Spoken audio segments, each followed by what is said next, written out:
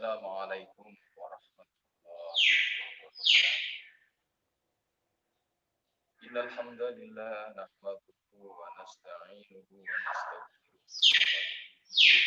wa natawakkalu alayhi min shururi anfusina wa min sayyiati a'malina.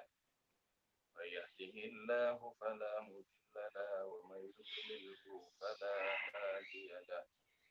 أشهد أن لا إله إلا الله وحده لا شريك له وأشهد أن سيدنا محمدا عبده ورسوله اللهم صل وسلم على سيدنا محمد وعلى آله وصحبه أجمعين رب اشرح لي صدري ويسر لي أمري واحلل عقدة من لساني يفقهوا قولي.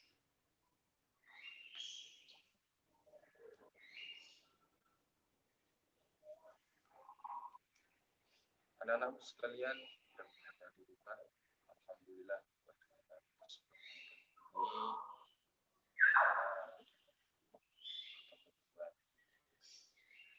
dalam rangka mengkaji untuk pelajaran tajwid, bagaimana cara membaca Al-Quran dengan tartil dan benar. Maka alhamdulillah pada kesempatan ini Allah Subhanahu wa taala memberikan rahmatnya kita bersama dan berharap kembali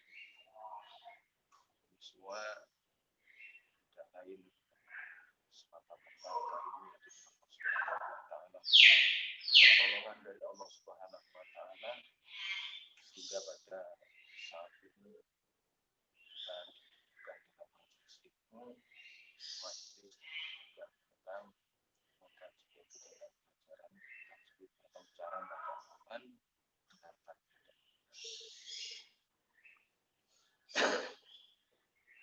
Salawat serta salam tercurahkan kepada kita Nabi besar Muhammad sallallahu alaihi wasallam, di mana beliau telah membimbing umatnya dengan jalan yang terang benderang dan anak-anakku sekalian yang berada di rumah, kita kaji kembali pelajaran kita, kita lanjutkan kembali pelajaran lanjutan daripada pelajaran yang dini hari, yaitu membahas tentang idgham. Dan sekarang untuk pelajaran kita kali ini, kita membahas tentang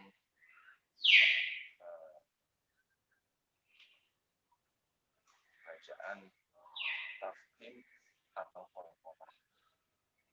Jadi kita di sini akan membahas tentang bacaan tafkhim dan huruf qalqalah. Maka saya bacakan dulu materinya. Jadi di sini kita menerangkan huruf tafkhim wa hurufil qalqalah.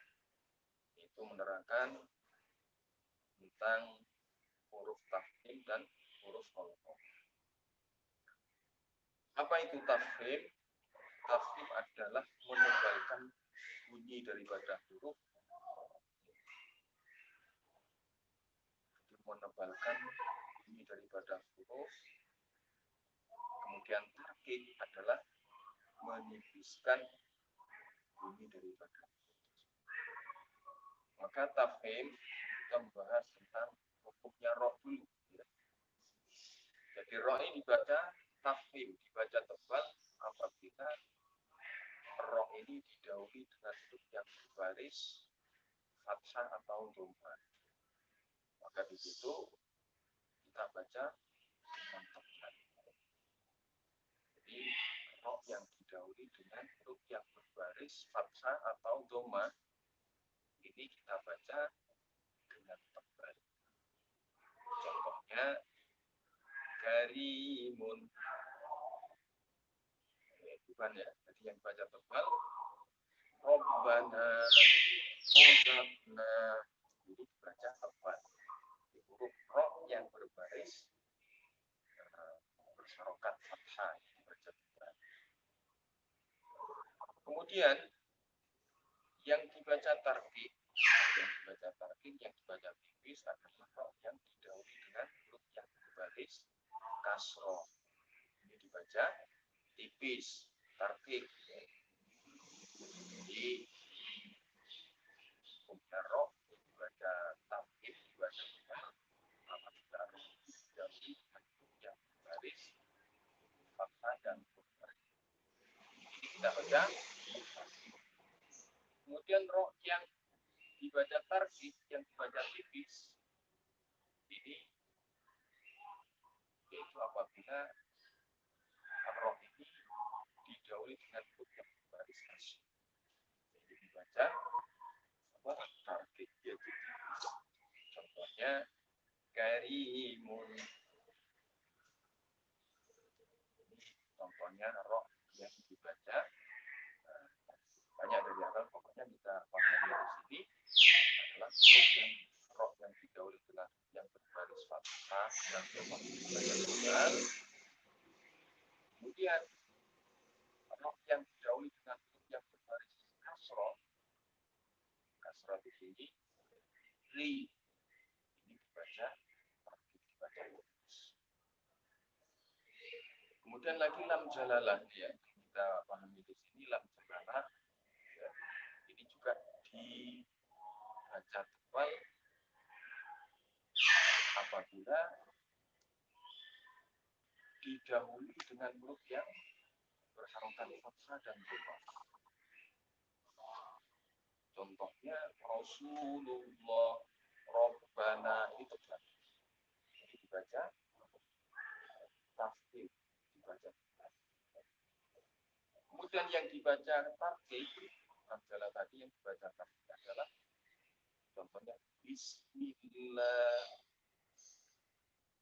min dunillah. Ini contoh yang dibaca tipis. Jadi kita pahami di sini tadi ini hukumnya ro, yaitu ro apabila didahului dengan huruf yang berbaris fathah atau dhammah, ini kita pahami. Kemudian ro yang didahului dengan huruf yang berbaris kasroh, ini kita baca tipis. Kemudian lam jalalah, ya, contohnya huruf yang didahului dengan huruf yang berbaris fathah dan dhammah, ini kita baca tafkhim tebal. Itu juga sebaliknya, yang berbaris huruf yang berbaris kasroh, berharokat kasroh, ini kita baca tipis. Kemudian dalam nadoman disebutkan wa akhrufut tafkhimi satu untuk soru fi khusodok bukit bin bushan. Jadi artinya huruf tafkhim itu ada 7 yang kumpul dalam lafaz khusodok bukit. O, sod, dot, goib, o, of, dot. Ini huruf yang dibaca tebal. Ini sebutkan sebagaimana di atas tadi. Tarqiq menipiskan huruf, kemudian tafkhim menekankan huruf. Sedangkan huruf yang dibaca tebal dalam nadoman ini wa akhrufut tafkhimi sabtun tuhsaru fi khusodok tingkit bin bushan. Artinya apa? Huruf tafkhim itu ada 7 yang kumpul dalam nadoman khusodok, dalam lafaz khusodok tingkit. O, sod, dot, goib, o, dot. Jadi juga huruf tafkhim itu juga apa? Dikatakan huruf istilah. Huruf istilah ini huruf yang keluar dari tenggorokan. Seperti lafaz ukfuluha wassafati faddalna ba'dahum wasikin wattayyibuna falhaqqu aqulu Inna muntajib.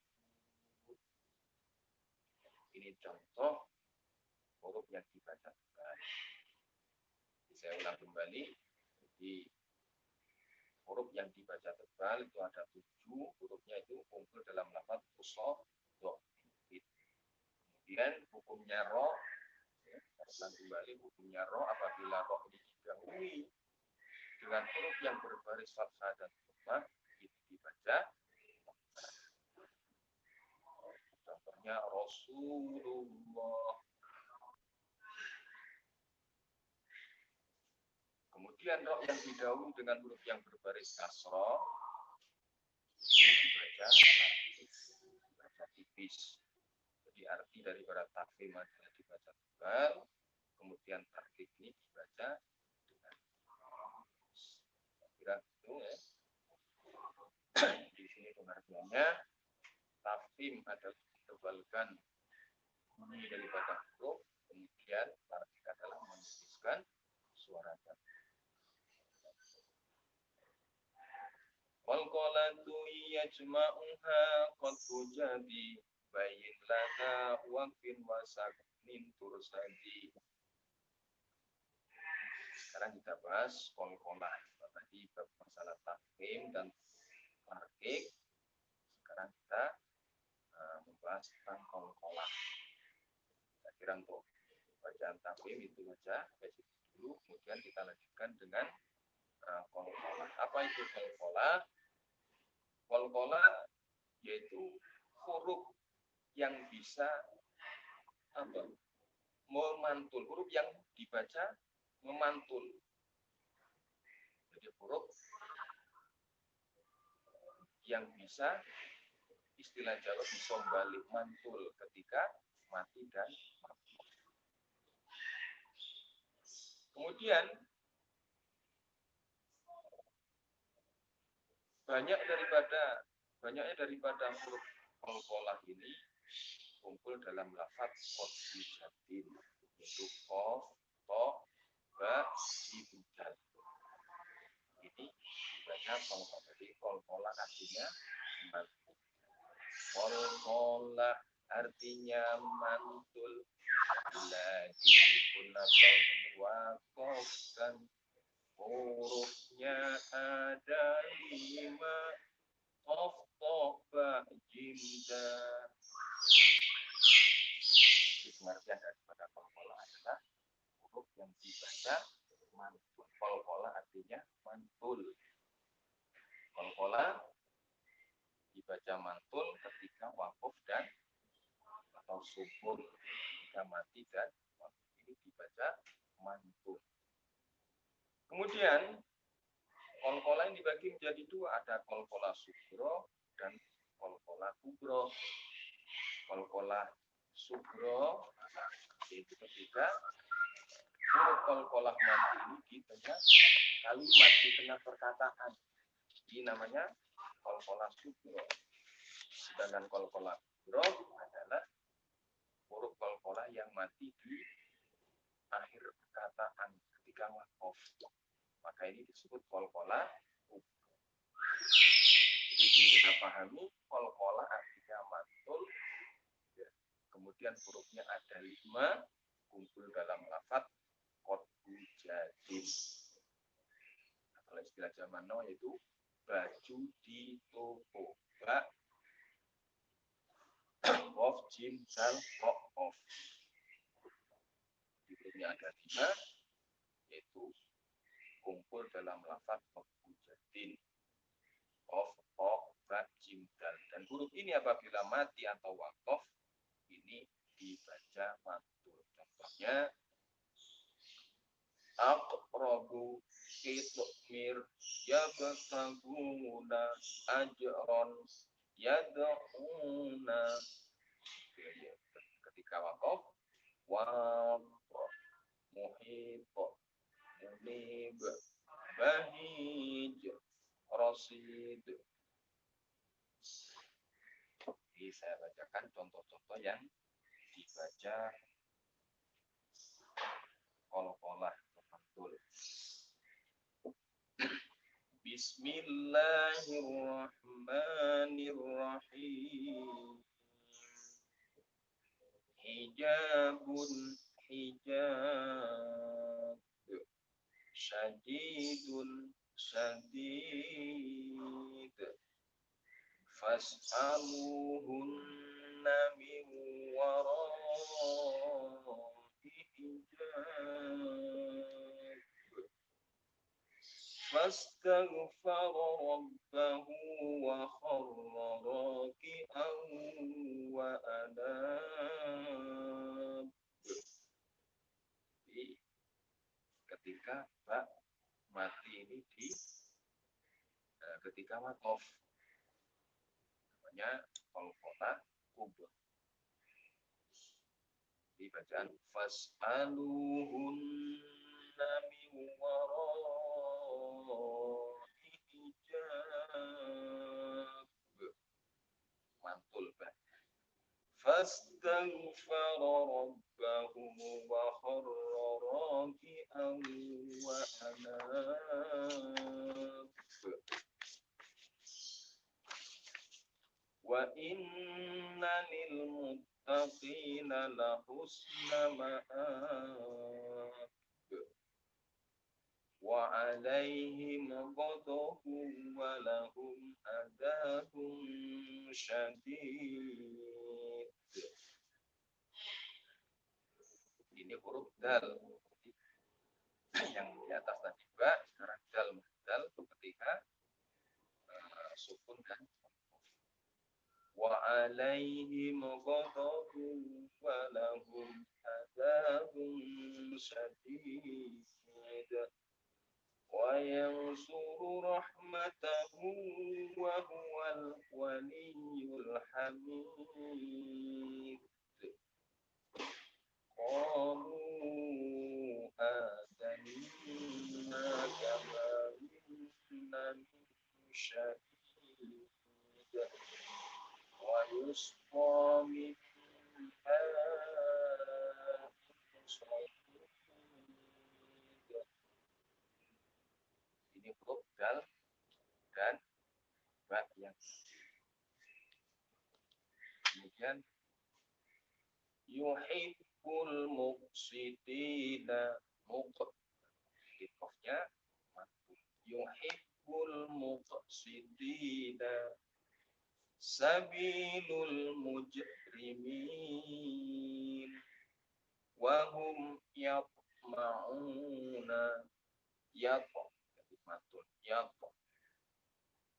wa hum yatma'una wa fariqan yaqtofnya ini mantul, ini termasuk qalqalah subur. Jadi kalau ada huruf qalqalah yang mati di tengah kalimat, di tengah perkataan, ini namanya qalqalah subur. Wa fariqan yaqtuluna mudkhala sidqin saqfan mahfudha mudkhalan karima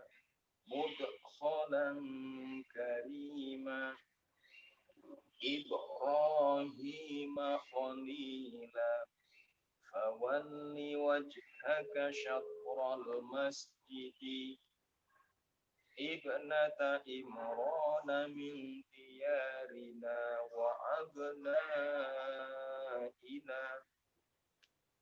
Ini contoh-contoh huruf qalqalah yang dibaca. Kita pahami di sini qalqalah artinya mantul, hurufnya ada 5.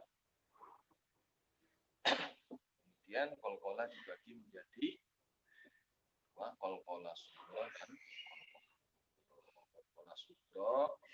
Huruf qalqalah yang mati di tengah kalimat perkataan. Kemudian qalqalah kubra itu huruf qalqalah yang mati ketika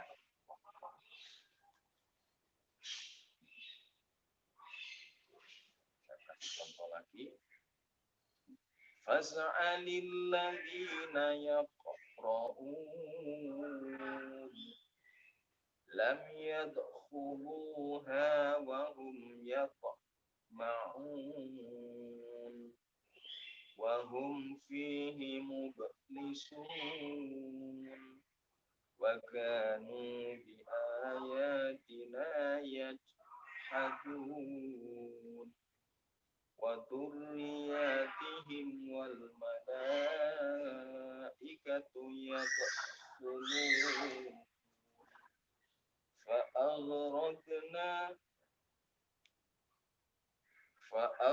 فأغرقناهم أجمعين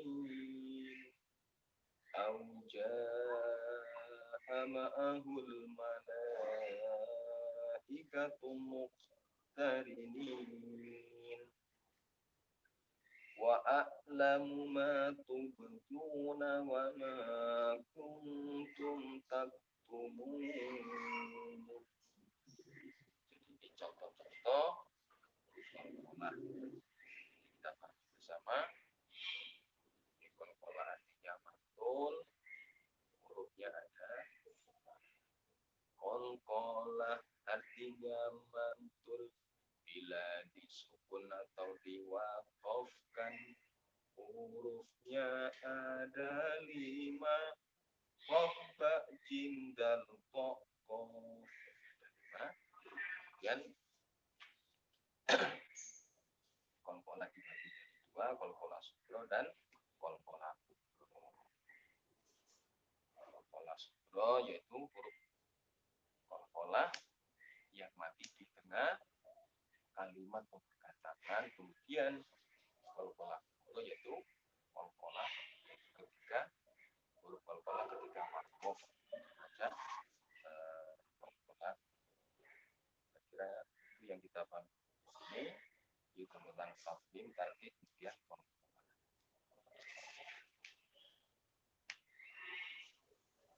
Langsung tanya.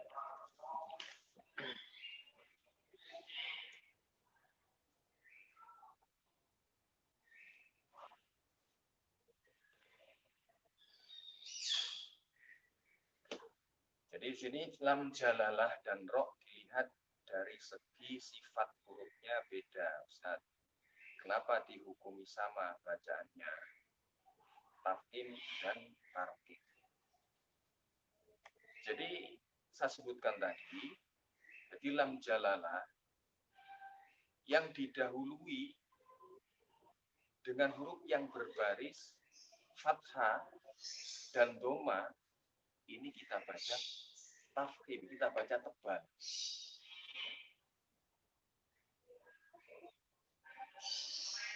Begitu juga lam jalalah ini sama. Beda memang, tapi ini perbedaannya cuma tebal dan tipis saja. Kalau yang lam jalalah yang itu hurufnya diawali dengan huruf yang berbaris fathah dan doma, itu juga baca tafhim tebal. Begitu juga ro, ya. Jadi sama, memang hukumnya sama. Maksudnya cara membacanya tadi, jadi dibaca tebal. Kalau diawali dengan huruf yang berbaris kasro, nah ini dibaca tarkib, dibaca. Jadi hukumnya sama. Jadi ro dan lam jalal tadi, kalau diawali dengan huruf yang berbaris fathah dan doma, ini baca tebal, tafhim. Kemudian lam jalalah juga kalau diawali dengan huruf yang berbaris fathah dan doma, ini juga dibaca tebal. Kalau diawali dengan huruf yang berbaris kasar, baca tipis. Contohnya Bismillah, Bismillah diawali dengan huruf kasroh. Kalau diawali dengan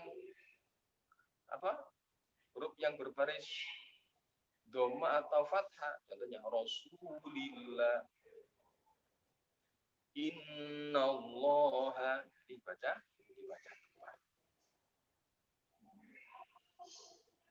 Memang beda, jadi cara hukumnya ro dan lam jalalah itu ro kalau diawali dengan huruf yang berbaris fathah dan doma dibaca tebal. Itu juga lam jalalah kalau diawali dengan huruf yang berbaris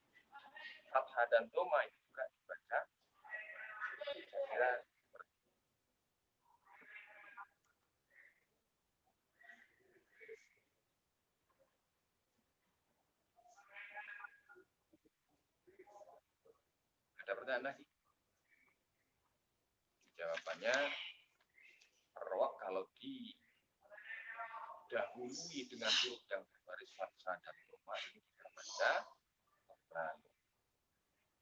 Itu juga lam jalalah kalau didahului dengan huruf yang berbaris fathah dan dhamma ini juga dibaca tebal. Ini sama roh dan lam jalalah kalau didahului apa? Kasroh ini kita baca tipis, kalau fathah atau dhamma ini kita baca tebal.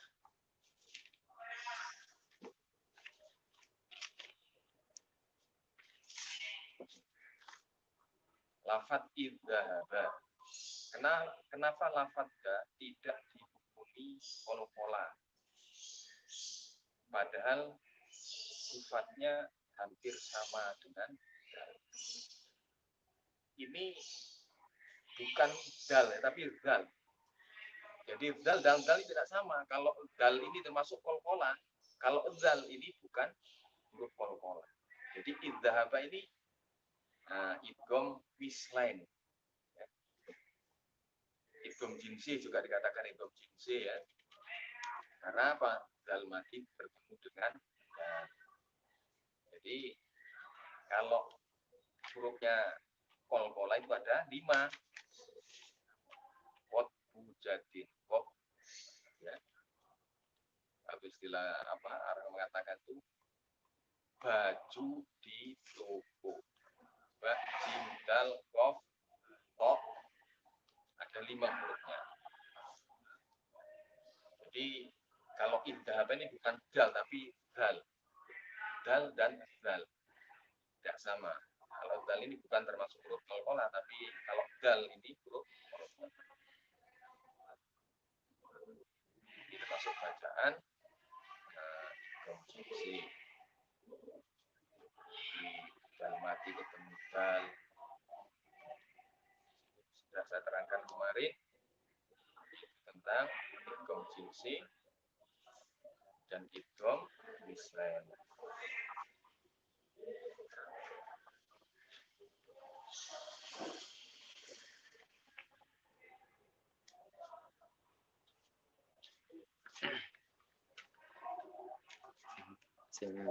Ngandap.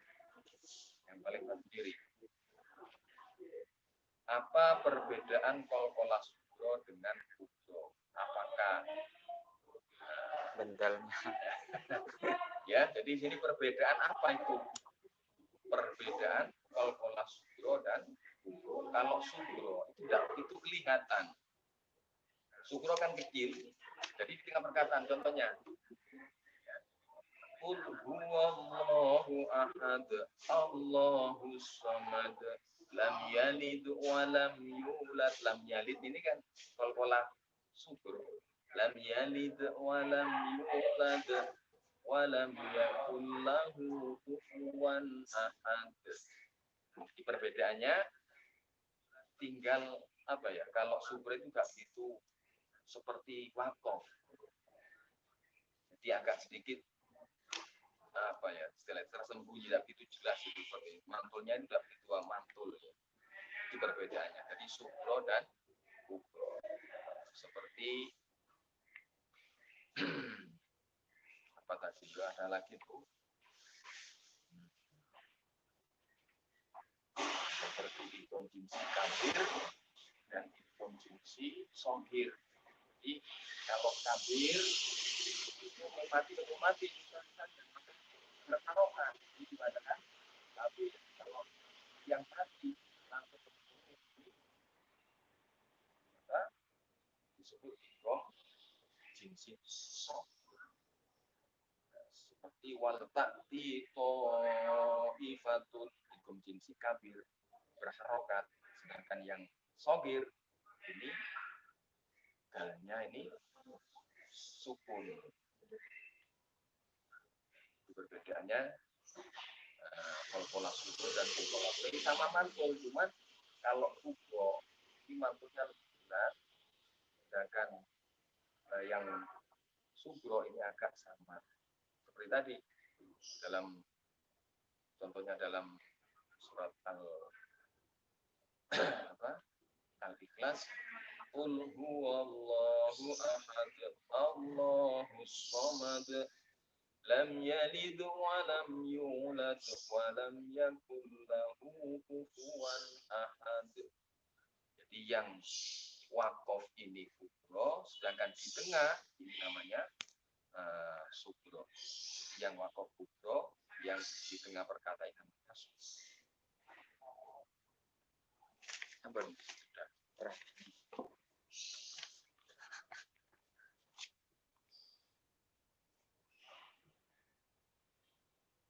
Bagaimana hukumnya seseorang tidak mengerti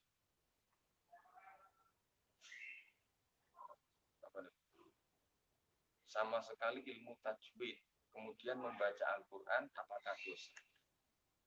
Kalau dosa berarti tidak usah baca. Jadi ilmu tajwid ini alat ya. Jadi walaupun dia tidak ngerti ilmu tajwid ini, bacanya benar, tidak apa-apa. Tidak ngerti tajwid, karena mungkin dulunya belajar sama ustadz, kemudian bacanya betul, tapi tidak ngerti. Contohnya sekarang bacaan iklab. Kalau iklab itu min ba'di, kalau bacanya min ba'di, tapi belajarnya sudah mulai dari dulu, dari ustadz diajarkan min ba'di. Tapi dia tidak ngerti apa baca, tapi baca tidak masalah, tidak apa-apa. Jadi sini kenapa apa ya, membaca Al-Quran harus pakai tajwid. Jadi kan kita mencari ilmu ini wajib. Ya. Jadi kalau misalkan kalau kita tidak mengerti ilmu tajwid, kita tidak usah ngaji loh. Ya kita tetap ngaji, kita tetap mulai apa dikatakan apa kita menuntut ilmu ini mulai dari ayunan ibu sampai mengamati. Jadi kita tetap menuntut ilmunya ini yang wajib. Jadi selagi kita belum tahu ya harus kita menuntut ilmu. Ini juga perintah Allah, kewajiban juga. Jadi bagaimana membaca Al-Quran harus tahu ilmu tajwid. Kalau baca Al-Quran, misalnya kita baca Al-Quran, tidak ilmu tajwid, tapi bacanya benar, tidak masalah. Ya. Jadi hukumnya mencari ilmu adalah wajib. Jadi membaca Al-Quran harus apa? Harus mengerti ilmu tajwid. Kenapa? Karena dalam bacaan Al-Quran ini ada huruf seperti tadi min ba'di, dibaca iklim menjadi mim ba'di, kemudian ada huruf-huruf yang kolkola yang dibaca bunga dan lain sebagainya. Sehingga apa? Ini kalau kita membaca Al-Quran dengan apa? Dengan mengetahui ilmu tajwidnya, maka ini tidak akan mengubah daripada makna Al-Quran. Saya kira seperti itu.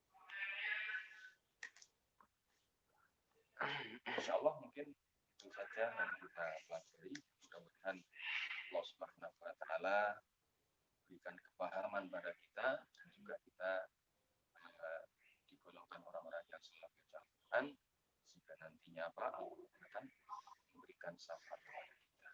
Mudah-mudahan Allah Subhanahu wa Ta'ala memberikan ilmu yang bermanfaat pada kita, bermanfaat ilmu yang selalu kita amalkan dan kita dengan mengamalkan dengan istiqomah.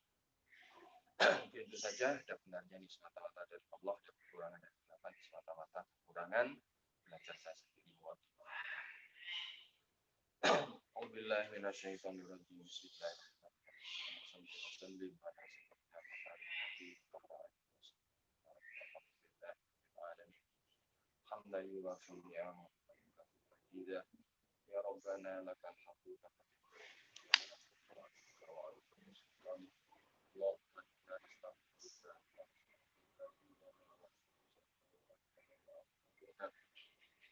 وأموالنا وكل شيء وقيدنا الله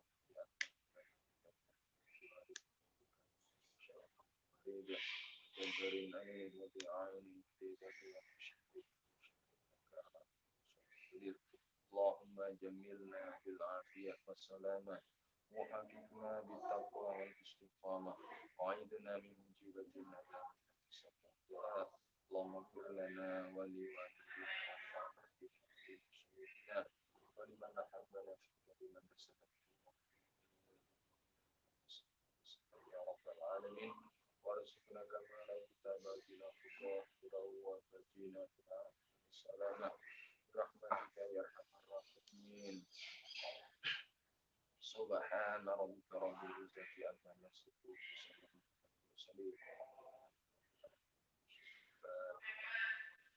Alhamdulillah.